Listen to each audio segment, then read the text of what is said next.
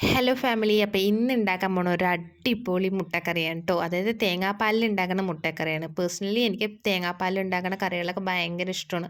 അപ്പോൾ അത്രയും സ്വാദാണ് കേട്ടോ ഈ മുട്ടക്കറിക്ക്. അപ്പോൾ അതിനാവശ്യമായത് ഒരു പാൻ അടുപ്പിൽ വെക്കുക, ഒരു table spoon coconut oil add ചെയ്യുക, പിന്നെ ഇഞ്ചിയും വെളുത്തുള്ളിയും ചതച്ചത് എടുക്കുക, അതും പച്ചമുളകും കൂടി ആഡ് ചെയ്തിട്ട് ഒന്ന് വഴണ്ടി വരുമ്പോൾ ഒരു മീഡിയം സൈസ് സവാള കുനുകുനേന്ന് അരിഞ്ഞത് ആഡാക്കി കൊടുക്കുക.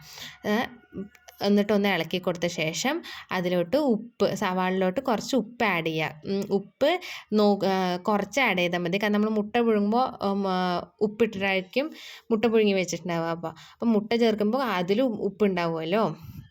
പിന്നെ ഒരു ചെറിയ തക്കാളി കുനുകുനേന്ന് അരിഞ്ഞതും ആഡ് ആക്കുക. എന്നിട്ടൊന്ന് നല്ലപോലെ തക്കാളിയൊക്കെ ഒന്ന് വഴഞ്ഞ് വരുമ്പോൾ നമ്മൾക്ക് അതിൽ കറിക്ക് ആവശ്യമായ പൊടികൾ ചേർക്കുക.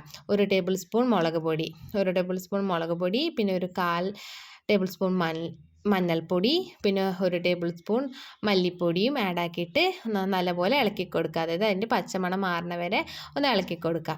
അതിന് ശേഷം നമ്മൾ എടുത്ത് വെച്ച രണ്ടാം പാൽ ആഡ് ആക്കി കൊടുക്കുക.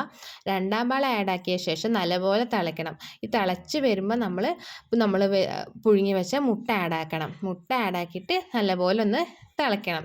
തിളച്ച ശേഷം ഒന്നാം പാൽ ആഡ് ആക്കുക. ഒന്നാം പാൽ ആഡ് ആക്കിയ ശേഷം തിളയ്ക്കരുത് കേട്ടോ, അത്ര തിളയ്ക്കരുത്. ഒന്ന് ചൂടായ ശേഷം അതിലോട്ട് കുരുമുളക് പൊടിയും പിന്നെ കസ്തൂരി മേത്തിയാണ് അത് ആഡ് ആക്കുന്നത്. ആവശ്യം ഉണ്ടെങ്കിൽ ഉള്ളവർ ആഡ് ആക്കിയാൽ മതി, ഇല്ലെങ്കിൽ സ്കിപ്പ് ചെയ്യാൻ കുഴപ്പമില്ല.